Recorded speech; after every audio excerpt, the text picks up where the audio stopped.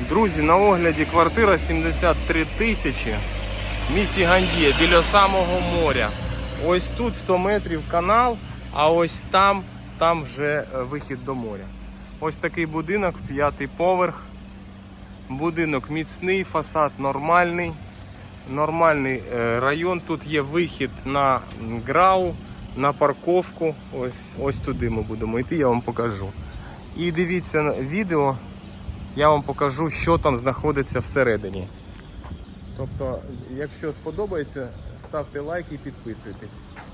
Ну давайте продовжимо.